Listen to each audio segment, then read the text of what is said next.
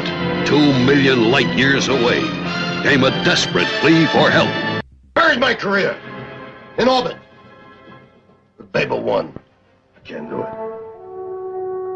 It's to see it again.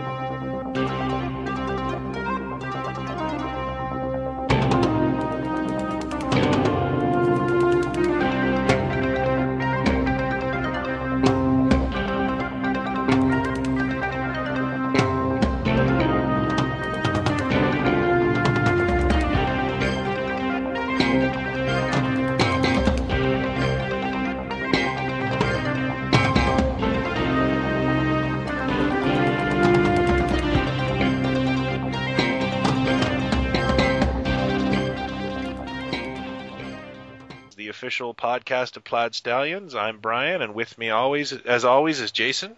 Hey everybody. And today's episode is something we just thought up on the fly a little bit, but it makes sense. We were going to go forward with an Empire Strikes Back episode, and then we thought about all the different stuff that we were trying to put into this, and technically it really deserved its own episode, and that is the sci-fi explosion of the late 1970s, the Me Too space operas that came as a result of the success of Star Wars, which are highly influential on their own. I think you'd agree. I know you'd agree. Sort of in honor of the recent rumblings, which are not going away, all the new Star Wars activity that's going to be happening, and recent little news tidbits about J.J. Abrams might be bowing out of directorial duties, which was total hokum, and then they had to make a statement about that, and that maybe Ryan Gosling and Zac Efron. I don't know who they are. They're dreamy. Are they? Okay. Pretty dreamy. Maybe in the new film, yada yada. We thought, well, let's it's kind of hard to avoid Star Wars these days. There's new action figure lines. It's never going away. One of the hottest things at Comic-Con, just coming back from Comic-Con, was this Hasbro 6-inch Boba Fett figure with Han and the Carbonite, this new range called Star Wars Black. I don't know if you're familiar with this yet. I am. I just, and this is just me because I'm so apathetic to Star Wars. Like, I have the first 12 on very damaged cards, but that's about it. And I looked at them, and they're gorgeous, and they're nice. But I'm just like, I wonder if there's anything I would buy that is Star Wars anymore. Like, I'm so burned out. It's like, I don't know what they would have to do Mego style for me to look at them. Well, it's funny you mentioned it. No, no, but I agree with you when I look at the 6-inch range. There's a 3 3/4 inch range and a 6-inch range, and the 3 3/4 inch, it's hard to tell. It looks like it's a combination of pre-existing figures or brand new ones. Like there's a Darth Vader that I found that's really neat. I had to get it because you can detach the right hand and attach a different hand that's his palm is sort of outward, like deflecting, and then this attachment pops into the palm, and it's a laser blast and sparks from that moment that Han bursts into the dining room and tries shooting him, and he deflects the laser blast. And then it comes with a little Han pistol that you can put in his left hand. Just that 2-second scene. I thought it was such a neat little figure. Anyway, the 6-inch range, they're gorgeous, but I look at them and go, I can't get all of these. I just won't. I just can't. But I just saw the Han Solo, and it's beautiful. And, I've got every Han Solo figure ever made. So Really? Oh yeah, totally. And I had all the classic. I had every classic Han carded, and then the 12-inch as well. But I had every version, every Tri logo, every Power of the Force, all that carded. I broke around 1998. I just was newly married. We were moving from our apartment to a house, and I had that I had a toy room in the second bedroom of our apartment, and it was just a wall of those Kenner Hasbro Power of the Force. Yeah. And I remember just going, it's never gonna effing end. It's just gonna keep it. And I ripped them all off the wall, and I went to a toy show and I sold them. And I know I broke just above break even. Like, I made some money on some of the rarer figures. The rest either went for $3 or I just shoved them into the Toys for Tots box. I can't remember, but I think I got out. I think I got out easy, and I never touched it again. Well, it's ironic. We're talking about stuff, and then it's like everyone gets excited, and then 2 years from now, it'll be a whole different range. And yeah, I don't know where all this stuff goes. The 6-inch stuff, it's exciting because it's a brand new range. It's a brand new, size, detail, etc. And they really are lovely. I mean, they really are beautifully done. But having said all that, what we thought we would talk about. Yeah, because we're turning into Geek Shell and Harriet here. Yeah, exactly. What we thought we would talk about, because it's right up our street, as they say, is just how nutty it got after Star Wars. And we're not going to sit here and talk about Star Wars. We've sort of done that and how it. And we're going to do more of that, but yes. We couldn't get all we wanted to talk about in the Empire episode into an hour and a half. Right. Because of all the stuff that happened. And, the first reaction, the first sci-fi series that came around that I remember right after Star Wars was the Logan's Run television series, which was based on the movie. And I think when you watch it now, and it didn't know it was doing this because, it got picked up probably in the summer of 1977. And Star Wars, of course, broke around that time. Right. But, it is so reflective of what sci-fi was in the early 70s, post-apocalyptic, kind of downer, that it really looks dated. Well, I have to jump in here. I have extremely vague recollection of the TV series. The film itself, I think I saw in the theater with my cousin. No kidding. I think, because it was 1976, and it was spacey and sci-fi, and of course, this is pre-Star Wars, but the world was very Star Trek.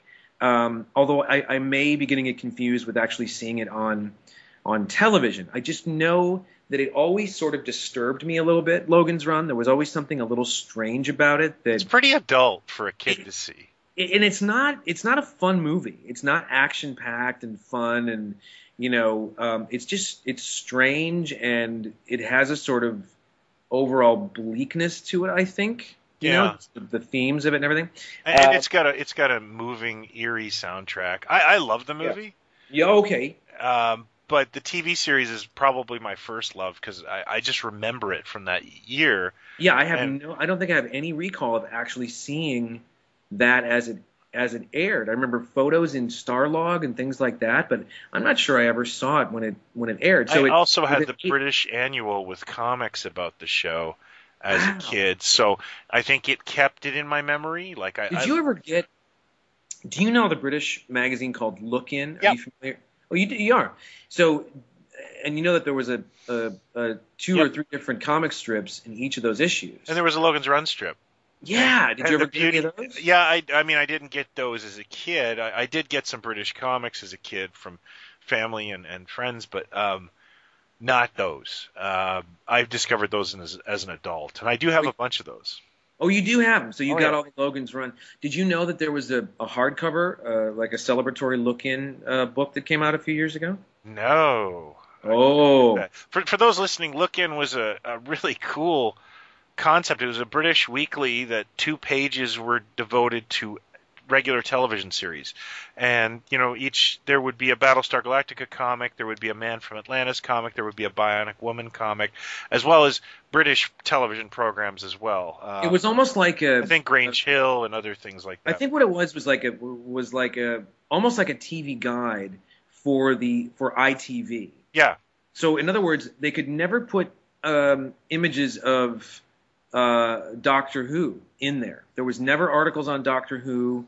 I don't think Tom Baker could be on the cover dressed as the Doctor, things like that. But Wurzel Gummidge, because that wasn't a BBC program, they could pimp like crazy. The James Bond film. So it was a combination of like music, film, television, but not so much like BBC product. What was best about Look-In and is so amazing are the covers. Yeah, they're beautifully painted art covers. Beautifully painted, from Buck Rogers to the Jam to Blondie to the Beatles. I have one with the Sweet on the cover. The Sweet, Yeah. Star Wars, Slade. Each cover was an original piece of art, and they've become very collectible. I mean, I think each issue is maybe on average 30 pages or something. Yeah, they're a weekly. That's a throwaway comic, like Yeah. the Beano or the Dandy. Yeah, and the strips in them, the artwork was very good for the time for these strips. But like, if there was a Buck Rogers in the 25th Century strip in Look-In, that was the only place you were going to find that comic. It didn't exist any other way. Well, what I love about that too is that if there was, that was the only way you'd find it. Although Gold Key, I think, did do a TV series based Buck comic. But it was the only way you were going to find Logan's Run or there wasn't a lot of $6 Million Man or Bionic Woman comics, but it ran much longer there. And the material, like I said, like Man from Atlantis, although I think Marvel did that too. Crap, I'm batting 1,000 here. No, but you're. Wait, I have a copy right here. I have two copies right here. Well, first off, let me tell you the book. The book is called Look-In, The Best of Look-In, Junior TV Times, the 70s. Mm-hmm. So it's a UK, book. It's a big yellow hardcover. It's like 13 pounds is the cover price. Oh, I'm picking that up.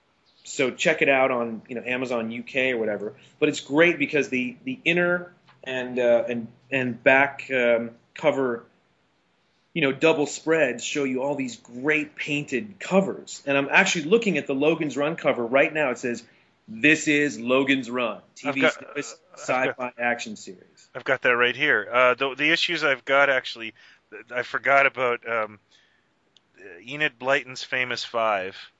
Nice. Something called Doctor on the Go, which was a series. Bionic Woman. Jerry Anderson's Star Cruiser, which I have no idea what that is. The great thing about these comics, too, is depending on the arts, and Benny Hill, of course, has a page. Yeah, you haven't lived. Wholesome children. You have not lived until you've read the Benny Hill comic strip in Look-In magazine. Yeah, and there's one on Blondie. Oh, that's cool. Yeah. I mean, there's one here. There's a Star Wars cover, and the Look-In Star Wars issue I've been looking for years. That is one of the coolest. It's just some of the classic shots, but it's painted. And these characters are put together in a way that never been done. But there's one of the covers that is literally Charlie's Angels and Benny Hill in a beret that is worth framing immediately. Yeah, well, you chased them very fast. Yeah, so we're digressing completely. Oh boy, have we really slipped off topic. All right. So there's Look-In. So there's that. The point is what we were thinking of doing in this show. As they say, rock and roll, pop culture, whatever, abhors a vacuum. There was a massive vacuum going on before Star Wars, where it was very much cops and robbers, a very dark time, a very cool, creative time in Hollywood for film and adult-themed sort of things like The Godfather, etc. Jaws comes along. It's adult, it's violent, and so on, but it becomes a pop culture phenomenon. Opens the door for Orca and tentacles and something about a bear, a grizzly bear. Yeah. And so of course the other old adage that I'll wheel out is imitation is the sincerest form of flattery. So Star Wars comes along, which ironically everybody peed all over and wanted nothing to do with, and no studio would greenlight, and no one thought was going to do anything because the only thing that had made any money merchandise-wise that was fantasy sci-fi type film or series were Planet of the Apes, and that was nothing compared to what Star Wars ended up doing. Star Wars ends up exploding. It turns things around for Fox, turns things around in many ways for Hollywood that was in a bit of a doldrum. Not, again, things were going well and movies were making money and stuff was happening, and it was a very creative time. But as far as just pure escapism and the good old days and action adventure type films, things were sorely lacking. Star Wars changed that, and it changed the face of sci-fi and pop culture, which immediately opened the doors to all kinds of imitation. And the first thing, so you're saying that, okay, so Logan's Run comes out, 76, does okay, but it obviously does well enough, there's enough interest where a series gets greenlit, and you're saying the series hit before Star Wars hit the theater? Or No, what happened was, and I talked to a guy who actually had some insight on it years ago, they wanted to do a sequel. The film was financially successful, but I think MGM was kind of cash-strapped, and the idea of doing a TV series made more sense. Like, utilizing all the sets. Utilizing sets, and also I think that they don't have to. They basically get paid by CBS to produce this series. Right. So they hired the original writer of the book, and it was definitely supposed to be more in the Star Trek vein. And it's a bit of the fugitive, like Planet of the Apes. Michael York was Logan in the film. In the television series, it was Gregory Harrison. Now, I heard a story that it was supposed to be Paul Anderson Jr. originally. Oh, yeah. Because I talked to a guy who was involved a little bit, and then, of course, when they found he was part of the film and his dad had directed it, they threw him right out. I don't know if that's true or not, but it's an interesting... I'll tell you what, though, speaking of Logan's Run, so in Logan's Run, you had Michael York was the hero, was Logan, Sandman. Jenny Agutter, your first crush. Absolutely. Was Jessica Six. Six. Farrah Fawcett Majors was in there, right? Wasn't she a robot? Yeah, no, she was not a robot. She was a beautician assistant, basically, the doctor's assistant, and she was really, they made a lot of merchandise around her, and I'm just going to say this to risk of being unpopular, she's horrible in the movie. Her acting is terrible in the movie. It's no Burning Bed. But I know she did go on to better things, but boy, she stinks in that movie. But on that note, the guy that is his best pal that ends up hunting him, Francis. Richard Jordan, I want to say. Yep. He's about 36 or 37. By the way, they're all really old. Yeah, they're supposed to be like 12. No, they're supposed to be like 25. He's one of those guys that would pop up in movies, and I just loved him. I loved everything he did. He was in Dune. He played Duncan in Dune, and it was a character that was supposed to have come back in the sequels because it's kind of a tragic thing that happens to his character in Dune. He was in Hunt for Red October. He ended up being regular. He was a great journeyman actor. Great journeyman actor. He was in The Equalizer on television. He was in, I think he was in that picture with, he did a Michael J. Fox film where he was Michael J. Fox's Secret of My Success. Yeah. He did one with Robert Mitchum called The Friends of Charlie Varick. No, Friends of Eddie Haskell. No, The Friends of Eddie something.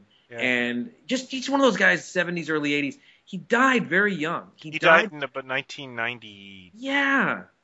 4? He got some kind of rare cancer and died very young, but he was just one of those fresh-faced guys. He was just great in everything he did. And I always remember him in Logan's Run and the other one. Now, so let's get to this. So Logan's Run. So Star Wars hits. It explodes. The first sci-fi TV series on the air in the fall of 77. The first sci-fi thing that can react to it is Logan's Run TV series, which is in the Star Trek, fugitive Planet of the Apes kind of vernacular. They're traveling.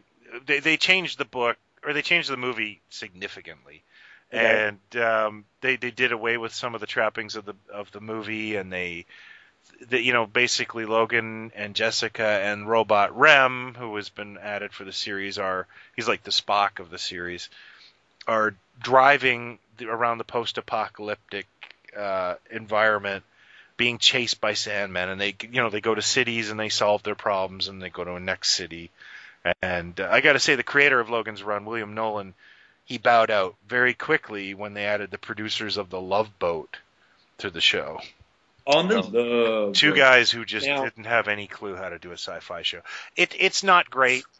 I love it. Speaking of, what's the robot called? Rem. What was it called? Rem Rem? is played by the great actor Donald Moffat.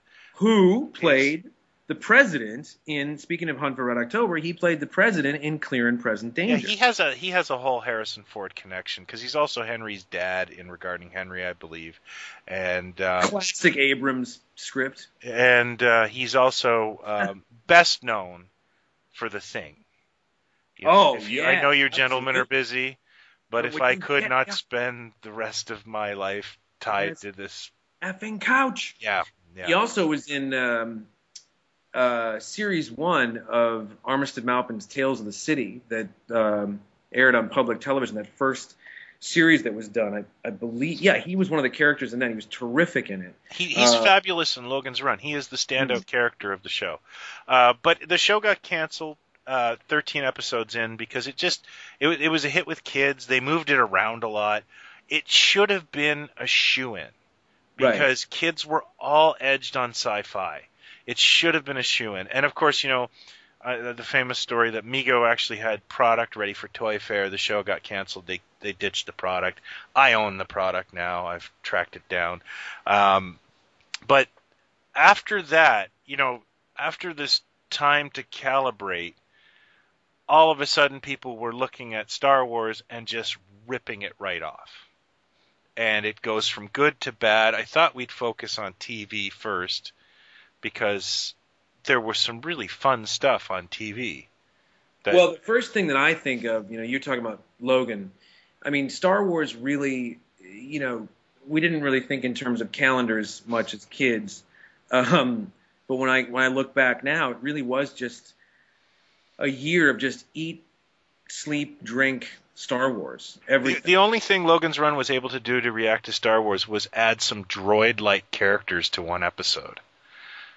For Logan's Run. For Logan's Run, that are very obviously supposed to be the R2 and C-3PO kind of thing, but that's one episode. Well, the thing that comes to mind for me that it's just nothing can replace Star Wars. Nothing. I mean, I'm trying to find whatever I can that is going to remind me of it or be similar or have a vibe or whatever. The thing that comes along that kind of made my head explode was Battlestar Galactica. See, no, I'm not putting this down. As a kid, I was very cold to it. And that's interesting. I had the figures, which I wish I didn't have, because when it came back to trying to get the Buck Rogers figures, my parents were like, no, you have enough. And I remember thinking, well, crap, I actually like Buck Rogers. But that's another story. My friends went and saw it because in Canada it came out in the theater before you guys got it. Well, we got it on television. And again, I'm gonna paraphrase here. It's kind of hard to find the information, but I remember seeing this or reading this or talking about it with someone or something. When this thing aired, I mean, and the buildup was significant before this thing aired, as you can imagine, because it was the most expensive TV series ever made at this point. It's on the heels of Star Wars. Everyone knows that there was like a lawsuit between Fox and Universal because of the similarities and all that, which they threw out. But anyway, when this thing hit, it was a 3-hour TV movie on a Sunday night, and I believe, and someone can look this up and correct me on this, but I believe somewhere in the range of like 62 million people tuned into this thing. Yeah, I think it aired in September, right? Yeah, and it was huge. I mean, it got huge numbers. It always did well. It was never like, number 90 for the week or something. It was always like in the top 15, top 20. The problem always for it was that it was so expensive. And also that initially the network, was ordering X amount or was going to be a mini-series kind of thing. And it was doing so well that suddenly they said more. And it was happening so fast. There just wasn't time to write quality scripts. And they were recycling stuff. And they were, literally, there's footage of the outtakes where the guys are in the cockpit and they don't know what they're looking at. They don't know what they're talking about. They just were moving so fast trying to get this thing into production. And also the special effects, John Dykstra and that whole team were basically doing motion picture style miniature effects for television. And it was costing loads of money, and it was taking a lot of time.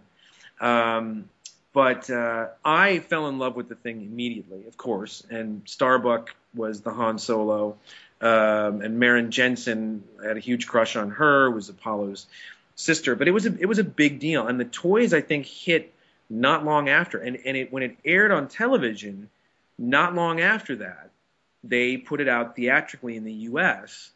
And they put it out in Sense-Around. Do you remember Sense-Around? Yeah, I know of it. I don't remember it. I never went to the movies as a kid, so it was a gimmick that I think kicked off with the Earthquake movie or some such, or Towering Inferno or something. Oh, so it was like an Irwin Allen gimmick.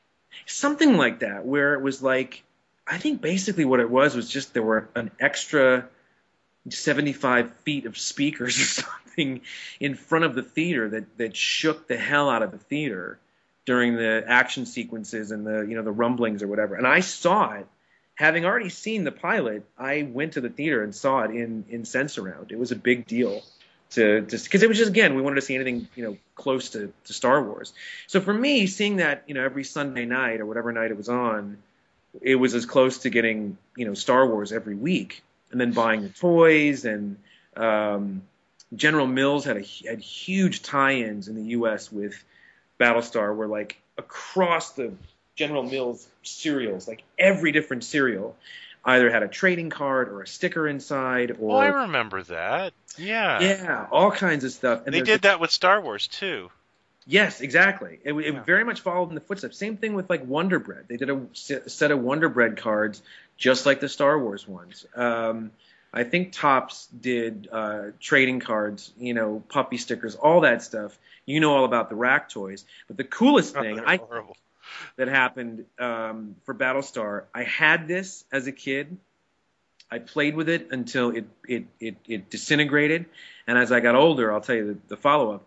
But you saved up X number of box tops and wrote a check for $4, $5, mailed away for this thing to General Mills, and it was the Battlestar Galactica like fan club / like survival kit. And what it was, it came in this big envelope from General Mills, and you built a cardboard sort of interior of the cockpit, and with like a little handle thing that you used to steer. And there were different little index cards that you slipped inside of it that were different codes and different missions. It came with a little book that was like your Battlestar, handbook for characters and villains and things like that. It came with a patch, a colonial, patch. It came with a poster, stickers, and a bunch of other stuff, and a headset, a cardboard headset that you put on, for around your ear that you put on. I eventually found it again many years later as an adult, found a set in the envelope, but I also found an empty cereal box with the offer on it on the back, one of the monster cereals, and picked that up as well. So that's one of my little prized possessions. So Battlestar was I think it was a big deal in the U.S. You know what? It was a bigger deal in Canada in some regard because and this, of course, if you've listened to the podcast before, I was going through TV free summers at that point. The awesome TV free summers that my folks would instill on us.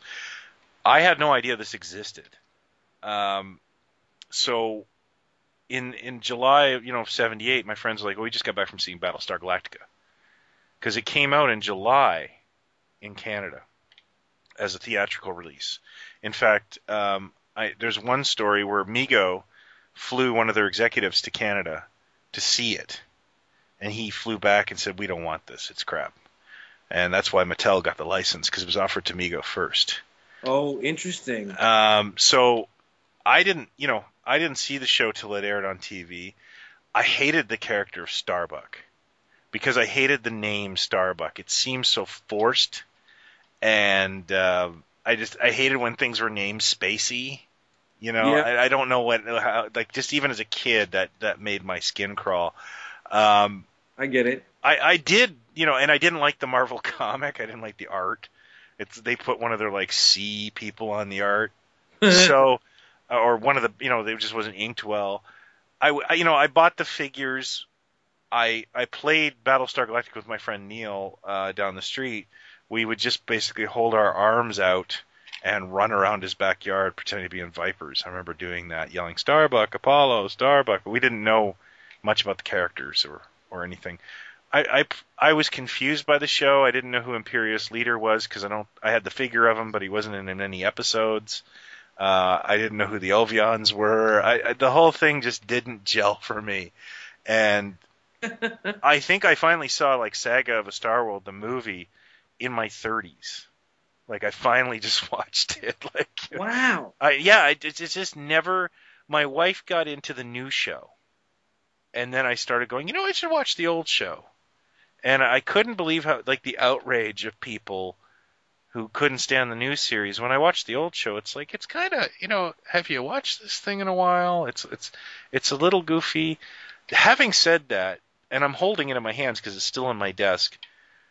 The greatest handheld game ever came out of Battlestar Galactica in the form of Mattel Electronics' Battlestar Galactica Space Alert.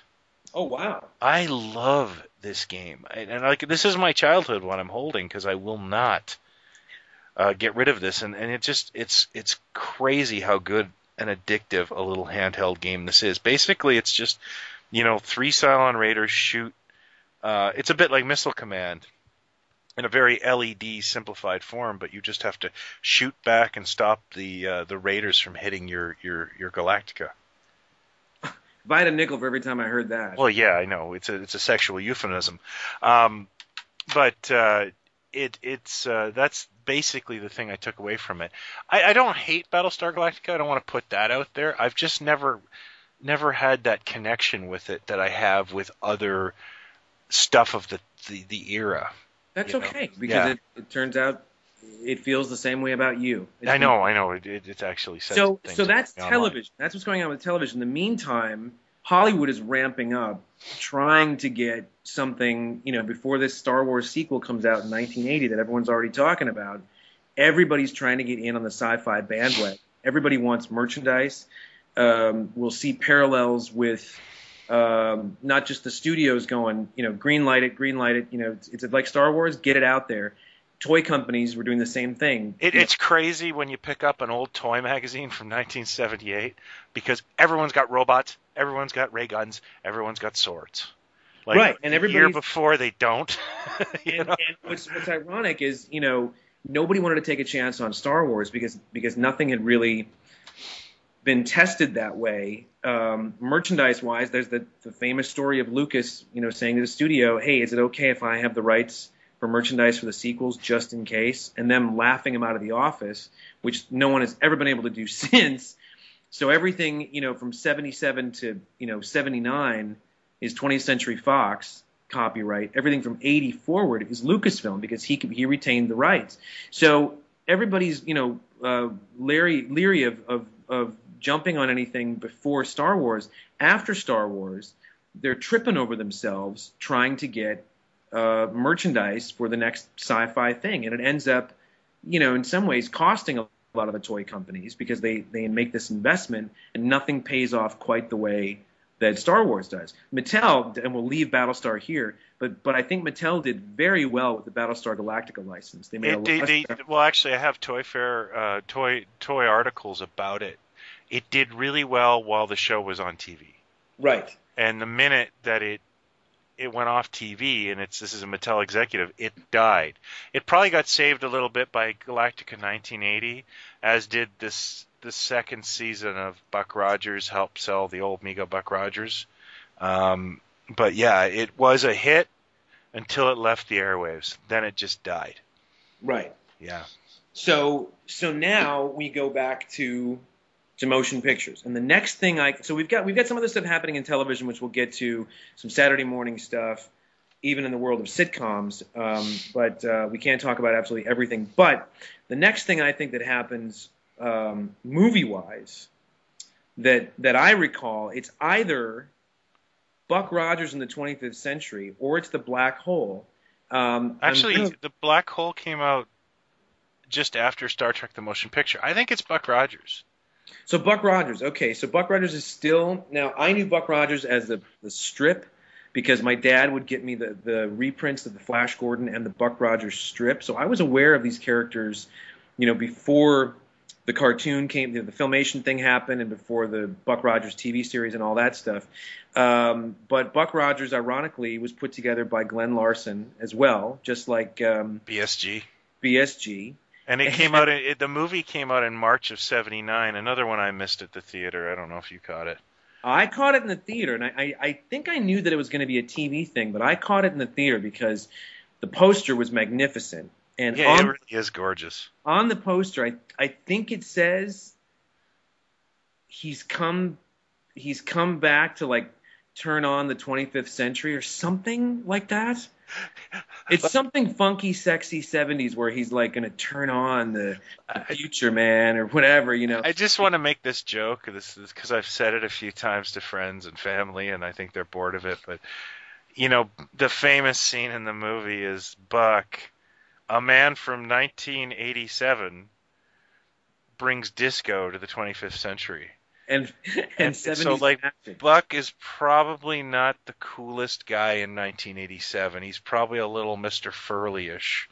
Yeah, he would have been the guy, the guy that was held back a couple of years, but he's still hanging out with the high school kids. Yeah, the Matthew McConaughey. Yeah, McConaughey guy. Yeah. And probably still thinks leisure suits are cool. Like, Yeah, by 87, 88, he's already stuck. Frozen in time. He's already frozen in the 70s. He took to the whole freezing very naturally. He was well prepared for what was coming in the future. So the difference with Buck Rogers, though, was clearly, whereas Battlestar, for whatever you want to say about it, better or worse, love it, hate it, whatever it was. It was a saga. He was trying to do, it's hit or miss for a number of reasons. There are childish things in it for a number of reasons, whatever. For the most part, he was trying to do something serious with this story and trying to say, is there a possibility that, the stuff that, that we see, the pyramids and all the things that are here on Earth, came from another race out there. And wasn't he basing that on Mormonism? Yeah, he's a Mormon, as I think Ron Moore is as well, doing the reboot. Yeah, possibly. However, having said that, Buck Rogers could not be further in the opposite direction. Buck Rogers, Man from U.N.C.L.E. It's clearly being played for laughs and for fun, and for camp, and it's a very, very late 70s disco, hairy-chested, gold chain sort of environment that we're in. So I ate it up, of course. As a kid. Did I. It was, we probably had the same toys. I had a really cool. I had the utility belt done by Remco. I had, was it AHI or who did, there was a gun that was sort of a machine gun type sound, and a helmet, the white helmet that had a little. HG Toys, I think, did that. I had those. I had a Tweaky that you put batteries in and you could do a clicker on it, like do Morse code. You want to hear this? Sure. Loved the show, watched it religiously, ate it up. Just loved that show. Denied any piece of merchandise from it as a kid. And yeah, because my mom and dad were like, well, you already have the Battlestar Galactica figures. You don't need to collect. My parents were micromanagers. And you don't need to collect all these different figure lines. So I was never allowed to have a single Buck Rogers toy. I have rectified that. And ironically, there was a kid that my parents had close friends who's their son named Jason, had the Buck Rogers figures. So when I did hang out with them, we would just do a swap. I'd play with my Star Wars guys. I'm going to spend the entire time playing with your Buck Rogers figures. And, he was kind of like, oh, okay, sure. So, yeah, that's the only way I had to actually covet a friend's Buck Rogers figures. And I'm a huge fan, so that was really weird. I had the Battlestar stuff, didn't care for it, but the show I did like, I wasn't allowed merchandise from. It's strange life I had sometimes. Very, very interesting. Yeah. Back to the theatrical thing, though, as well. It came out in the theater, the Buck Rogers thing the pilot came out as a movie. The poster was amazing, whatever. Here's a little bit of weird trivia, and I don't know why this is. Somebody out there's got an answer, or maybe the internet does. There was an opening song. They tried to do a James Bond type opening song where he's laying out, passed out on this glowing floor, and all these chicks in silver, bathing suits are walking around him, and it's, everyone knows the song, Far Beyond the World I Know, and it's the instrumental that ended up being used as the theme. Yeah, it was also very ponderous in the credits too, I remember. Yeah, and it was slowed down, and it was sung by, I don't know, an engineer of some kind. Like I don't know who this person was that sang this thing. It's completely atonal. Horrid. It does not exist other than trying to find a clip of it on YouTube. It has not been released on DVD. And as far as I know, when they put out the entire series on DVD, that opening does not exist on DVD. It does. Does it exist? Yeah, and I'll tell you why, because I was just going to tell you, I think it was Christmas 2005 that got released, and I got it for Christmas 2005, or 2004. I got stomach flu Christmas Eve. So I spent the entirety of Christmas Day sitting with a little DVD player, throwing up, watching Buck Rogers. And I was feverish, and I'd never seen that intro before, where Buck is lying on like a stage, and these girls are just, I think it might even be Pamela Hensley and Aaron Gray, are just like sexily posing around him. And it's that guy singing that, far beyond the... Right. And I really was like, what, am I this sick, or is this happening? Because I'd never seen it before. It's the movie print, and it shows Draco, who Migo made a figure of, and I don't think he was on the TV show at all. So yeah, it is on the DVD. I think the controversy is that it only gives you that one. It doesn't give you the TV version of it. I'd like to have seen that TV version of Buck Rogers. I absolutely adore that show, the movie. It is goofy, but you know what? I don't think sci-fi always has to be super serious. I like fun things. And Buck Rogers is a lot of fun, and it's a bit of a Matt Helm in space, which I glom to. So the only thing I don't like is replacement Twiki. Yeah, there was some. I think Mel Blanc got sick, or he got a contract dispute. I can't remember the story. Yeah, and Twiki too. I mean, everybody's got these fond memories of Twiki, and everybody loves the robot and all that. It is one of the strangest. That there is no two ways about it. That sculpt, that robot head, is the most phallic thing to ever make it onto Netflix. I don't know what you're talking about, you freak. I don't understand how that ever got past the planning stages, that anybody thought this was a good idea. Oh my God, I see it now.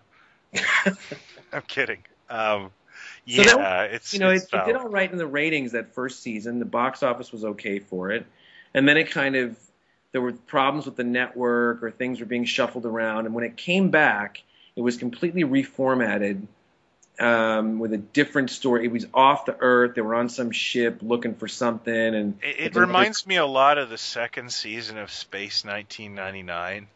But in the reverse, Space 1999, the first season was very ponderous and philosophical, and then they turned it into this action and adventure thing, where at the start of it, they show Martin Landau spinning in his chair and shooting his gun, and they took the opposite. They took a campy show and said, now we're going to be philosophical and ponderous.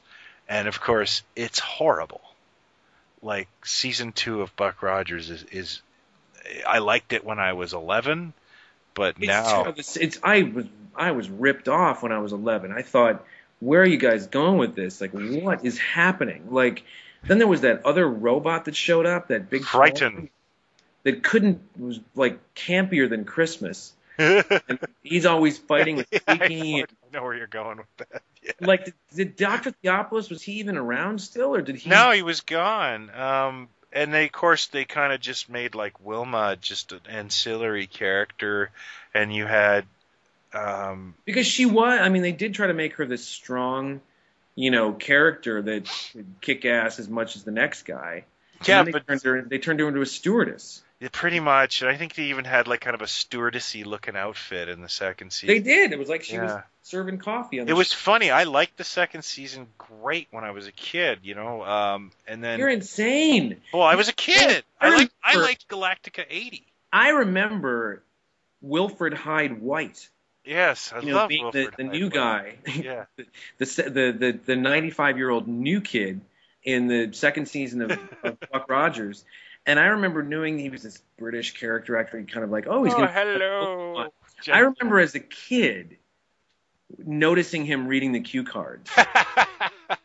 Hey, here's a weird bit of trivia. Did you know his son played Mr. Fantastic? Yes, Wilfred Hyde White's son played Mr. Fantastic in the Roger Corman Fantastic Four movie. It was not the catering crew of a Ron Howard Christmas party. Yes. And he was also in Biggles, An Adventure Through Time. God, I've seen that. Yeah, he was in that, and I actually ran into him once at Musso and Frank here in Hollywood. He was sitting at the counter in Golf Duds, and I was actually filming something there, and he actually kind of said, "What are you guys doing? If you don't mind me asking." And I kind of explained, and I thought, do I say something? Should I say? You know what else he was in? Which, talk about obscure. I shouldn't even say this. This is one of those bits of information that I'm ashamed that if I say it, it's like, why do you have that? Maybe if I say it, it'll just leave my brain. All right. And it'll make room for something more important. You should say it in Billy Quizboy's voice. The other thing that he was in that was really interesting. It works better. He was in Indiana Jones and the Last Crusade. Really? He was River Phoenix's dad, young Sean Connery. Oh. In the scene when River Phoenix comes home and he says, count to 10 or count to 20, whatever he says, in Greek or whatever it is, that's Alex Hyde White. And there was supposed to be a scene with him in the film that got cut. And I've never seen images, footage, anything from it. Yeah, he was supposed to be in Last Crusade. So when I saw him, I said, I am familiar with your work. I know. Oh, you do. You are. You are. And so I don't remember what I commented on, but I tried to avoid the Corman thing or something, and he was very flattered that I knew who he was. As he should be. Yeah, I know. So there's Buck Rogers. So now let's go back to something really exciting and weird and crazy and kooky that's happening in the world that as kids even were going, I can't believe this is happening. It's just really, really happening. And I know you have a real warm spot in your heart for it. I do too, but you especially. Because of all this madness with Star Wars, the granddaddy, Star Trek itself, is now being talked about. It's been talked about for years. Before Star Wars hits, the fans, Paramount, everyone's been saying, is it going to be a new TV series? Are they going to make a motion picture? It's doing so well in syndication. We've already got an animated series. What's next for this thing? Well, Star Wars pushes everything forward. And I believe before Star Wars hit, there was a very solid plan for Phase 2, Star Trek Phase 2. And there's a great book on that. Would have been a huge, fascinating, and most of that got recycled into Star Trek Next Generation. A lot of right. It would have been a new TV series. It would have launched the fourth network, the Paramount Network, back in the mid-'70s. What a silly daydream! What a nutty thing! And then Star Wars explodes, and Paramount says, "Whoa, hold everything." And I think it was what's his name from that ended up running Disney, that he was running Paramount at the time, who greenlit the movie. Eisner. I think you're right. So everybody puts the brakes on it and says, "Let's make a feature." And so the Star Trek, the motion picture, feature starts to go into production. It happens. The gist of it is there is a more attention and a bigger merchandise blitz for Star Trek than in its history. Even, during the syndication years, the early 70s, there is a bonanza, and you can speak to this now. I'll throw it to you more than I can, for Star Trek the motion picture, because it's already got this giant built-in audience. It's the granddaddy. It's the one that inspires everything as far as everyone's concerned. Yeah. B, you've already got this world that is sci-fi, Star Wars crazy, waiting for this, and so it can't lose, right? Well, that's it. And what was interesting was that I got into. I think I was always fond of Star Trek. I had the Mego dolls. I had to watch the show because my sister was going to marry William Shatner, and we had to watch it every Saturday morning. Did they end up? They did not. They did not. I think that it would be a real trade down for my sister these days, and maybe a trade up for Will. But it wasn't in the cards. I think that movie really got me into Star Trek, and there's a couple of reasons why. One thing is, around that time, I'd say from around just before Empire Strikes Back to 82, I had two best friends. And I won't use the real names, but they were Rick and Will. Let's say that's their names. And they were friends, but and we all loved Star Wars. But it was more like competitive collecting than friendship. If one of us was out of the room, the other two talked about them. and it was a weird competitive relationship, like what a lot of toy collectors have these days. And I remember there was some stress to it too. Like Will was more on my side in terms of that his parents were kind of, workaday people who didn't buy him everything, whereas Rick, his parents, he was an only child. His parents seemed to have a lot of cash, and they were also extremely indulgent. Case in point, if one of us got a figure, like say, "Where'd you get the Ugnaught?" he would not tell us, or he would tell one of us and swear the other one not to tell the other one. Like, it was weird crap like that. There was no sharing. It was competitiveness. Okay. And I remember coming to school once with the Empire Strikes Back Presto Magic set. And he's like, "Where'd you get that?" And I go, "Oh, I got it over at the Guardian Drugs. They got all 8 of them." He's like, "Oh, excuse me. This is the middle of school. We are in grade 5. He goes to the office, calls home. His mom picks him up at lunch. He comes back after lunch with all 8 of the sets to flaunt in my face. Awesome. So I want to hang with this guy. You know what? He's I've looked him up. It cataclysmed. That tension lasted about 2-3 years, and then we got in a fist fight, and he kicked my ass. Unbelievably. He was kind of femmy. I thought I had this in the bag. I'm not ashamed to admit I was wrong. I hear that story, and I just think I want to know what happened to that personality as an adult. Really successful. Wow. Really super successful. Buy and sell a Joe like me. I have no idea what happened to Will. But do you think he still has the Presto Magics? You know what? I think he has every action figure ever made, and I thought about it for years. We got in that fight in grade 6. Next year he left school. He switched schools, and his parents just indulged him. I have no idea. He was tired of looking over his shoulder. Well, no, so he could beat me up again. But what I was trying to say is it kind of made me a bit of a contrarian, and so every other sci-fi thing that came around I got excited about because there was no heavy competition with my friends. Mm-hmm. And it was great because even with Star Trek the motion picture, this merchandising blitz was amazing, and the one thing that cemented it for me was there was a weekly comic strip, and there was a amazing Marvel comic I really liked that was based on the film. So the film bored the snot out of me as a kid. It was really hard to watch as an 8, or I guess I was 9. You're talking motion picture. The motion picture. But it's brutal. I mean, I remember my brother Jack, who, was the Star Trek, and still he was Star Trek, I was Star Wars. I mean, I loved Star Trek, don't get me wrong, but he was always a Star Trek guy, and he was very much looking forward to it. He and I went, and his pal from high school, Paul Jacobs. I can't believe I just pulled that name out of nowhere.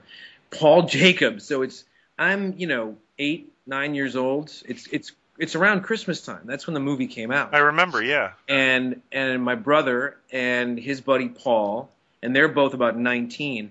Paul was snoring as we're going through that cloud. I remember looking over and seeing Paul Jacobs snoring. He'd fallen asleep during the film. He was so bored. It's ponderous, man. I mean, that whole cloud thing goes on for days. Boxing Day of 1979, we were visiting my grandparents, and I begged my dad to see Star Trek the Motion Picture.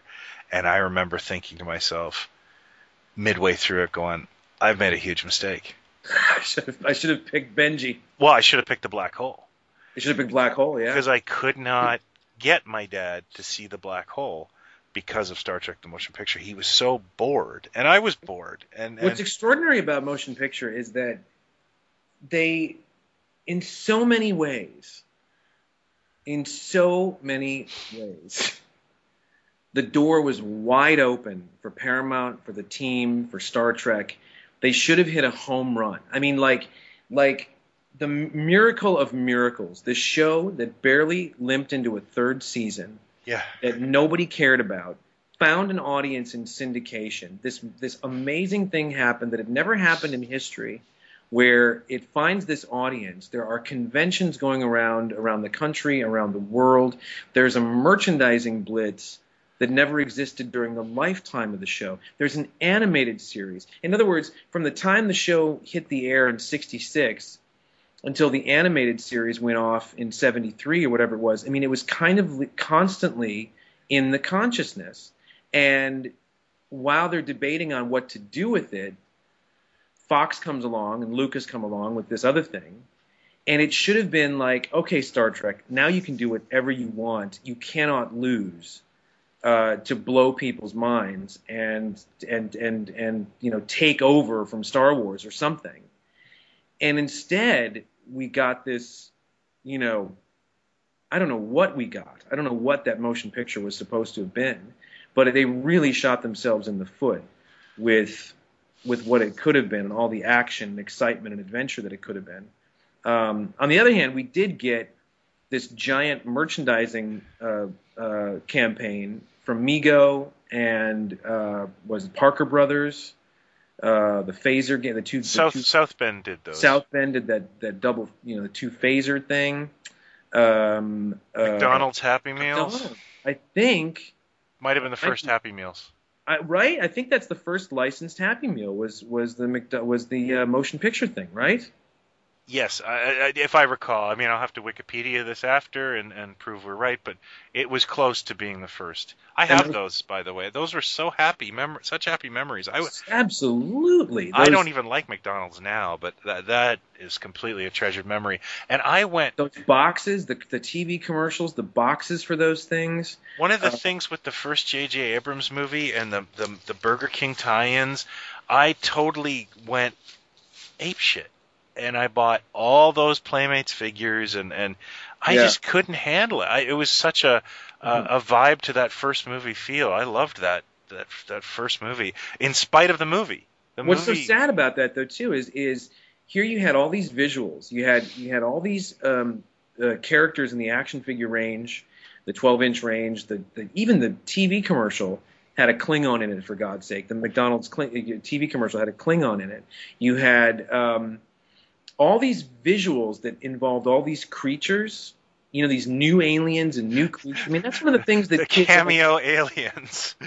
A lot of aliens, a lot of new creatures, and it's, I think one of the things that kids were always responding to in the original series, and then of course the Migos that came out and all the toys and stuff, were the aliens and the creatures involved. Well, motion picture really goes out of its way in a lot of the ancillary stuff to show you these creatures and these new aliens and things like that. And then there's nothing in the film. There's these Klingons at the very beginning. No one knows what they are at first, except for the ship. And then in the Starfleet area, whatever ship or planet they're on at the beginning, there are these crowd scenes where you see little bits of alien heads popping up. Yeah, you see some masks, and nobody is related. And I have a backstory to this that was told to me by Amigo executive that is weird. Paramount was trying to split the licenses. Okay. They were trying to say that Star Trek the original series is this license. If you want the motion picture, it's this license. And the people at Mego said, no, tough darts. We already have the Star Trek license. And if you look in the 1978 Sears catalog, Kirk, Spock, and Klingon Mego dolls make a reappearance. They disappeared in 77, but they're back. And they're weird. They come on blank cards. They've come like the front is Star Trek, and then the back is just blank, and the figures are notorious for breaking. But it's Mego's little shot across the bow to Paramount saying, see, we're going to flood the market with Star Trek. We're not paying extra for this next license. Oh, okay. And they got it, and I know they got it through tactics such as that. But Marvel Comics, if you read up on the Marvel comic, they were not allowed to address the original series ever. And so you're saying when the motion picture hit, Marvel puts out a new comic, new storylines with the new uniforms, these characters as they are from motion picture. They're not allowed to show Andorians. Okay. Show Romulans. Talk about the Organa Treaty. None of that. It's all got to be taking place in this new movie universe. It wasn't until maybe a year after the movie had, been taken down and the comic was going that Marvel got the go-ahead, okay, you can talk about the old show. And it was too late. The comic got canceled. But yeah, so, they limited their licensors to what they could do. And yeah, Mego released the first 6 action figures of the crew, which included 2 people no one gave a toss about, which in Decker and Ilya. Jeez. And then, they were in these weird pajamas. And then I don't think the second series of Aliens got much distribution in the United States. I think they got in through a JCPenney mailer. They were dumped in Italy and Canada because the Italians and the Canadians played with a letter of credit. That means you get your goods. But Mego itself kind of gassed the line. And in fact, Neil Coughlin's famous line was he said he got out of the movies with Marty Abrams, president of Mego. And he's, after seeing Star Trek the motion picture, and he said, well, we just lost $30 million. So, and of course, that leads to the next release, which Mego also had a hand in, which was The Black Hole. And this was Disney's, I guess it would be a remake of 20,000 Leagues Under the Sea, kind of. I don't know what. It's a remake of someone's fever dream because I was hooked as a kid. I had the book and record. I had some of the figures. I had all the Punch Out and Make It books. All that stuff. I must have seen it 3, 4, 5 times. You and me both, man. It is disturbing. It's got like wide-eyed Disney-esque robots. In fact, the joke is if you turn Vincent around, it's the Mickey Mouse logo.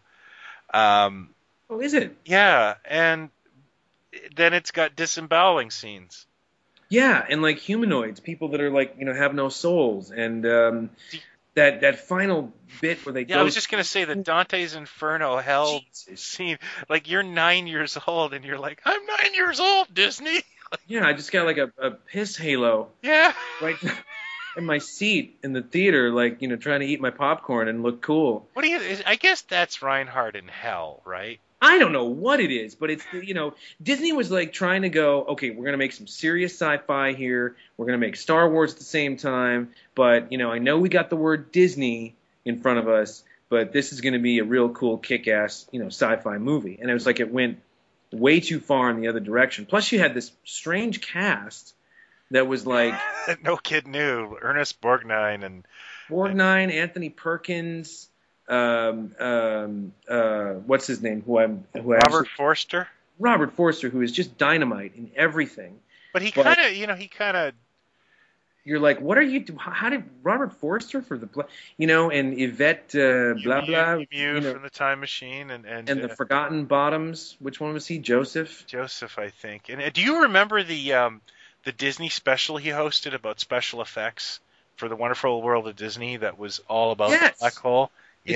It's on YouTube. It is? Oh, I think it is. I'm pretty sure it is. I'll tell you the one thing that always pissed me off about the black hole, the merchandise, all that stuff. Two things. One, the Sentry robot came with a gun. But he had those little Micronaut hands. Yeah, little Micronaut hands, and it wouldn't hold the gun, and it was the wrong gun. And two, besides Space 1999, one of the single coolest ray guns in the history of movies / television sci-fi properties were those guns in the black hole. Disney had a no-gun policy.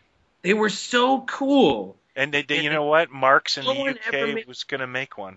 Who? Marx in the UK had the Mego line, and in their 1980 catalog is a toy version of that gun. No, you're completely lying. I'm holding it. Well, I'm not holding the catalog in my hands. You telling me you've got images of a prototype black hole ray gun thing, double barrel ray gun thing that was going to be made as a toy? Yep.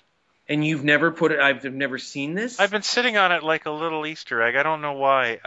You know what? My inbox is crazy high, so. I think now's a perfect time. Well, I think what I'll do is I'll release it a day before the podcast on the blog just to show it existed. Please. And I don't know if it was Mego who's going to make it or Marx, but... I mean, am I wrong? That is one of the coolest guns ever. That double barrel. I love the effect, even though, like, it's like kind of like they got their animators to do the laser beams. And that's the other thing. It's such a strange film. And, Edgar Wright is in love with this movie. He just thinks it's one of the weirdest, most amazing movies. That's the other thing. Is like Disney kind of went, well, we're Disney. If anybody, can do a sci-fi thing, we can, because we're the house of ideas and we've got all the imagination and stuff. And it's this weird combination of like Star Wars-esque, Dykstra, the what do you call the miniatures and that special camera that's done and lasers and all that, and then there's like the weird element of like actual Disney style animation, it seems, filling in for some of the effects work, because they're like, well, we're an animation house too, that's what we're known for, let's just make it an animated thing or whatever. And it's an Irwin Allen cast, like the Poseidon Adventure type cast, and yep, totally. And what's great is I think I got like a pneumonia around February of 1980, and I was bedridden, and my mom it's like she walked into a store and went, "Give me the black hole everything." I got coloring books, sticker books, the Gold Key comics, which are really weird because they clearly didn't have the likeness rights for Borgnine or Perkins, right? and they look really weird. Like Borgnine looks more like Ned Beatty, and the Anthony Perkins character has like this weird pencil mustache and glasses and like an afro. And they're the disemboweling scenes cut out of the Gold Key comic. Reinhardt just stands up and shoots. Perkins. I recall, and I've been looking for this for many years, but I don't know where to start. I recall there was like a pack in sort of a thin box that you could get, and it was like a black hole pack, and it came with a comic book, the Punch Out and Make It book, a coloring book. I had that. The golden sort of storybook kind of thing. It was all Western Publishing stuff. That's something absolutely like that. What I had. And then the box itself, I think there were things you could cut out of the box and you made like a mobile or something. Yeah, or you punched out a Vincent or something like that. That even the outer box that this stuff came in, you could cut out and make one of the characters. I mean, there was a giant merchandising thing for Black Hole. I think I had that twice in my life. I think I had that in college, too. I think I won it in a phone auction in Toy Shop. But it wasn't what I wanted in the lot, like something else I wanted in the lot. And you know how you get weird? You're not nostalgic for something at a certain point in your life, and I just kind of let that stuff go. But I think I had that thing more than once. The thing that really resonates for me with Black Hole, and I think I talked about this in another episode, was the mail away Shreddies action figures. Does that sound familiar? That you? No, you sent me a pencil holder. Yeah, that was the pencil holders you got in Shreddies. But if you tore the box tops off, you got 3 action figures, and you could choose, I think it was like Maximilian, Vincent, or the Sentry or whatever. Yeah. And Shreddies is cereal from the devil. It is wallpaper paste and hate. And I suffered through 3 boxes of it, and that kid Rick I was talking about earlier, my frenemy there, just the grabbiest kid ever. He's like, he goes, you idiot, you eat 1 bowl, then you pour milk in the box. 2 days later, you go, something's wrong with this, Mom. You got to get me a new box. And the little bugger had figured out a way of and he did this till he got all the figures. And this is the guy that's a multimillionaire now? Well, I don't know if he's a successful man. It just goes to show you. Yeah. Spoil your kids rotten. God, what a ridiculous plan. Your parents would think their son had mental illness. They would rush you to Bellevue if they're like, who do you think you're fooling? You're pouring milk in the cereal, but you don't think we're going to notice what you're doing, you little creep? Well, you know what? My mom would have caught on to that super quick, but no kidding. I had to eat the Shreddies. What I was going to say was it came in an envelope with Maximilian on it, and I would pay. And I'm going to say this because it could happen. The Black Hole Shreddies box, I have one of them. I don't have the other one, or that envelope. I would pay insane for those. Careful, because last time you said this on the show, I got the shield, the space shield. So yeah. it could actually happen. It was a weird time, the whole Mego thing too. And let's just throw this in just really quick because I know we've already talked about this topic. We don't need to talk about this topic. 2 other things are happening in 1979. One doesn't relate to us as much because it's very adult, and that is 20th Century Fox putting out Alien. Do you remember getting those trading cards and going, where is the thing? I must have got 30 packs of those going. Waiting for the creature? Yeah, and I remember grade 3 playing with this girl named Debbie, and she's like, she had an older brother, and she's like, yeah, the alien comes out of their chests. And I was just fascinated by that. I'm fascinated by Debbie. Debbie, I think she still lives in town. What's crazy is, we couldn't see the film.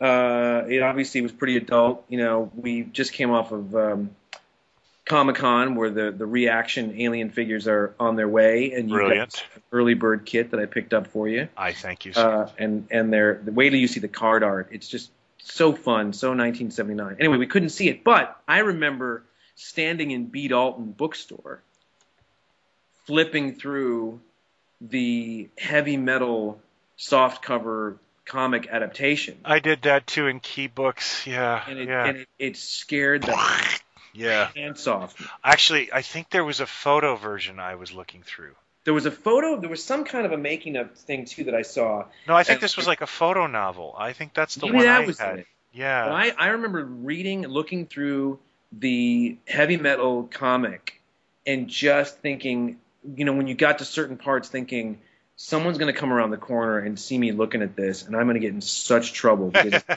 this is so adult and so scary and whatever. So I was well aware of Alien. But anyway, so we couldn't see that. The other thing that happened was James Bond went into outer space, again, because of the whole sci-fi craze. Bond went into space with Moonraker, which is another license that Mego grabbed. So Mego at this point is going, we didn't get Star Wars, we better grab everything else that comes down the pike. And they grabbed Motion Picture, and they did Black Hole, and they did Moonraker, and Buck Rogers. Which was a hit, by the way.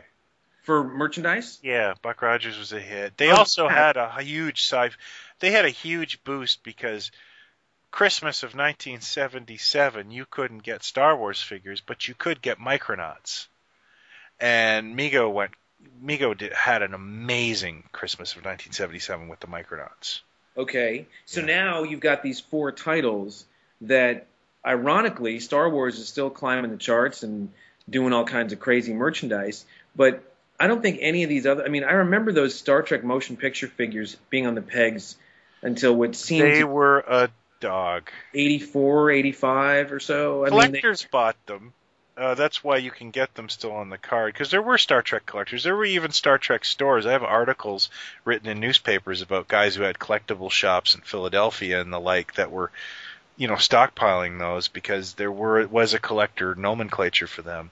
What was so odd about that, though, and not to go on about Mego, but Buck Rogers, Star Trek: The Motion Picture, and The Black Hole all had this thing in common. And you'd think that they would take a page out of something somewhere. I don't know what. The one thing I'll say that is an example that worked, the Mattel Flash Gordon Filmation action figure line, the card art for that line is absolutely stunning. Mm-hmm. And something about it, you don't care that it's the same card art from figure to figure, because the animated style of the character jumps out at you because there's a different color background for each of them, and whatever the character is, it really jumps off the card. For the rest of these I'm talking about, it's for Buck Rogers, for Buck Rogers and Black Hole, it's kind of a combination of the movie poster that's used as the card art, and the only difference is just the name, above the character. And then for motion picture, it was this montage of painting of characters, and so many of the figures looked the same. Yeah, the same outfits. The outfits sculpts were the same. They had no eyeballs. It was that weird time where Mego was doing no eyeballs on anything. They're beautiful Bill Lemon sculpts. Bill Lemon was this guy who did, the Aurora models and things like that. They're gorgeous figures, all of them. Buck Rogers, Black Hole, especially the Black Hole and Buck Rogers, because they're the first figures to use that kind of O-ring thing that the Micronauts had that later Hasbro would use with Real American Hero. So they're actually better figures than Star Wars figures in terms of articulation. Mego did some weird things that probably weren't great. One of the things they did was they just released all the characters. And you ended up with peg warmers.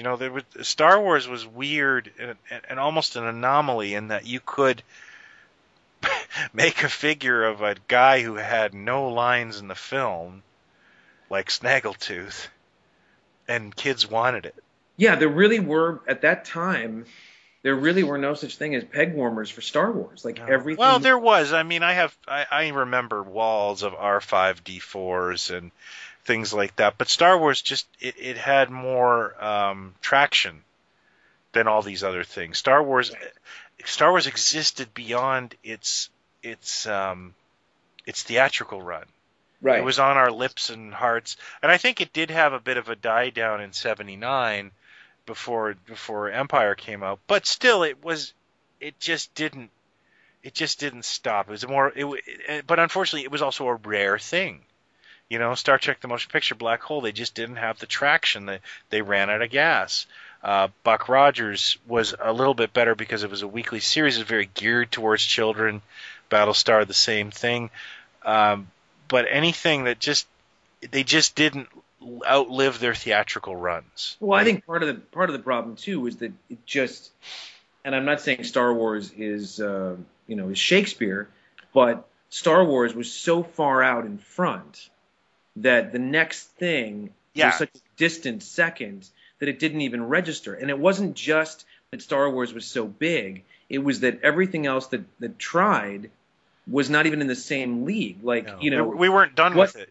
What was in it? What could you say of that period had the excitement level and the energy, just the pure energy and the movement and the vibration, or whatever you want to call it, of Star Wars? What else was even in that same sort of league? Thank God It's Friday, directed by Nancy Walker. Besides, Thank God It's Friday. Okay. Nothing really had that. So now we've talked about all the big stuff that's out there and that people are actually going to see, and actually does all right here and there. There's also a load of stuff that these days I suppose would be called direct to DVD. Yeah, let's go through the trash file. That'd be a good way to kind of close this out a little bit. Yeah. We'll have to save Saturday morning for a honest-to-goodness Saturday morning show. But yes, the first one I remember coming out, and you may not be that familiar with it because it's Canadian-made. There was a Canadian tax shelter back in the late 70s, early 80s, and we got a lot of stuff made. And there was 2 sci-fi opuses made. The first one I remember that got out of the gate quickly was something called Starship Invasions. I know the title. Was that the one with Richard Kiel? No, it's got Christopher Lee and Robert Vaughn. Okay. And it is about aliens, a good force of aliens and a bad force of aliens. Christopher Lee runs the bad force of aliens that has like a suicide ray that's making people kill themselves. Awesome. So it's bloody and gory, but it's also a true story. Yes, of course. And it's also ridiculously bad with inflatable spaceships and tin pie plates. Seek it out. It's a great film. The next one is H.G. Wells' Shape of Things to Come. Oh, yes, that's one. I remember begging my dad to take me to a matinee of that, and him laughing. He would turn and look at me during the film, and he must have seen it in my face, and he just would sit there and chuckle at like rip off, like, knowing what that feeling was of just being ripped off. And I remember the lead guy and girl wearing moon boots. They were literally wearing moon boots. They were also, I think one scene is, well, first of all, the moon base where Barry Morse and I think John Calicos are, is Ontario Place, which is a amusement park that's still there to this day. And, any Canadian knows that's Ontario Place. Like, it's a futuristic place that was built in the early 70s, and my family used to take me there every summer to play. But it's Ontario Place. The second part is they go to a planet, and it's very clearly like Pickering, Ontario, which isn't too far from where I live. Just, it's just a very slapdash Canadian production. And there's a robot, too, like an R2 type robot, right? R2 screw you, yeah. It's a horrible I remember film. That. I was almost in tears. It was so sad. Canadians really got on the Star Wars thing, and then, of course, I think the Japanese did it with Message from Space. Have you seen Message from Space? Yeah, that's actually, I think it might be in my Netflix instant queue. I love this movie, but it is batshit crazy. They just, again, you know how you were saying, like, these companies think, well, we can rip off this formula. No, you can't. You just don't get it. And the beautiful thing about Message from Space is it has those beautiful kind of, only the Japanese can do cool spaceship models like that and have these really cool looking battles.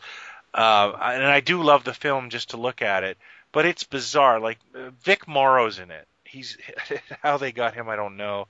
Is it before he was beheaded? I would think so. Yeah. It's hard to tell with some of his performances. I'll be honest. This one is really maudlin and weird. He's in love with his robot, and he gets depressed when he has to kill Beepo 1 or has to send him. And you're like, I'm sorry. Did you say Beepo 1? I'm pretty sure it's Beppo or Beepo. Yeah. Wow. And it's a weird movie. I got it on Blu-ray the other day, and I put it on, and my kids looked at it like it was, drying paint. And my son likes sci-fi movies, but he's like, is this guy in love with his robot? Like, what's going on? And I like it. It's got Sonny Chiba in it. I'm a humongous Sonny Chiba fan. But it is kind of like, again, another example of people going, well, let's run this formula through our meat grinder, and what could possibly go wrong? What could possibly go wrong? And it's a very strange film, and I'm just trying to think of, well, you are obviously familiar with the Italians love to rip things off. I mean, my God, they could not get enough of Mad Max and Escape from New York. In the 80s, they made what's the one? What's the one? No. I mean the one.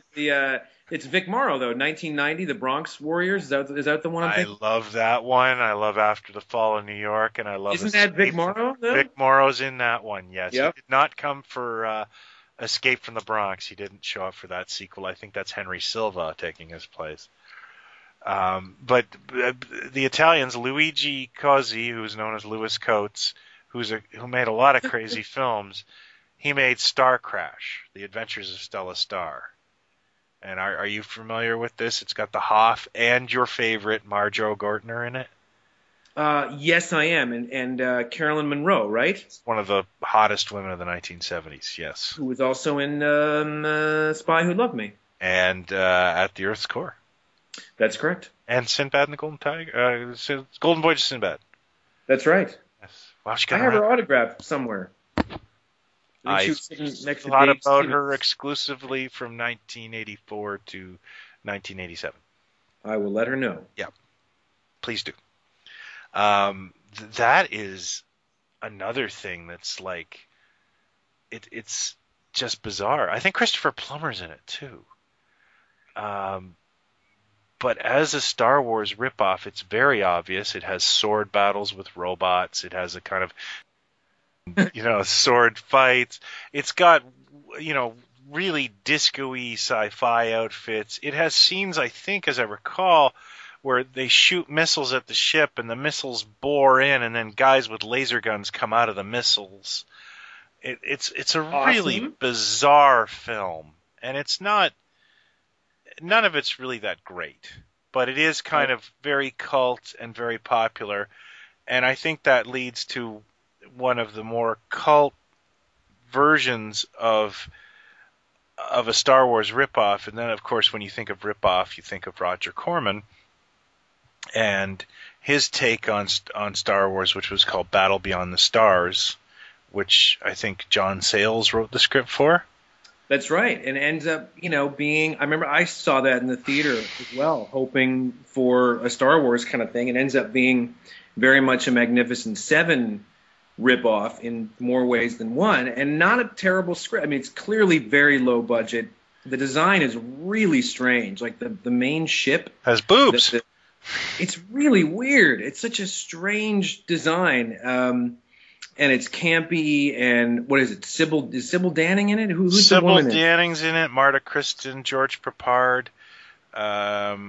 What's his name there? Robert Vaughn playing the exact same character from the Magnificent Seven that he's playing in this, which is just crazy. John Saxon is the villain. I think his name is Sador, and he is just chewing scenery. Like, he is having a lot of fun with this. Right. It's better than it should be. And it's John Boy is the lead. Yeah, that's right. And the movie, if it wasn't for that clever script, some decent production values, and a cast that kind of knows to have fun with it, I think it would have really been a mess. But for some reason, it all kind of works. It does. I mean, it's a low budget thing. I remember seeing it like in a matinee kind of thing. Again, none of these things came close to setting the world on fire. Or did anything that would be of any consequence to Star Wars. But they were cash grabs sometimes, and especially Battle Beyond the Stars. And it was a little bit. It had kind of transcended what it was supposed to be, I think, which was exploitation. Right. But if you want to have a laugh, look up the movie Space Raiders, which is made a couple years later by Roger Corman, where he reuses the sets, the models, like all the effects shots, and the music from Battle Beyond the Stars. It stars Vince Edwards as the worst Han Solo ever. It's just. I like it for what it is. It's, Saturday afternoon. What the hell is this? Kind of viewing. It's VHS gold, but it's really funny to see the same scenes from Battle Beyond the Stars. I don't think I've ever seen. I'm not sure I think I've heard of it. If you Google the video box, you saw that video box somewhere as a kid, because it was in every video store. You didn't rent it, but you look at it and go, "Oh, that." I guarantee you. Yeah.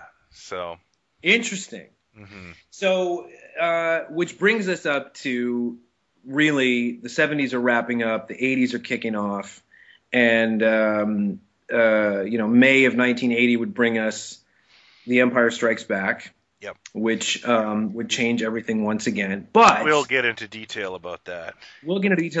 And this may be a separate episode altogether because I can't talk about this stuff without talking about Flash Gordon. Never heard of it. The impact that had on my life, the animated series in '79, and then, of course, the feature in 1980. But that was around Christmas of 1980. And what's ironic, and I don't really want to talk about it because I think we could devote an entire episode. I think we should. I think we could because we both love the Filmation show and this movie, so we should just probably do a Flash Gordon show.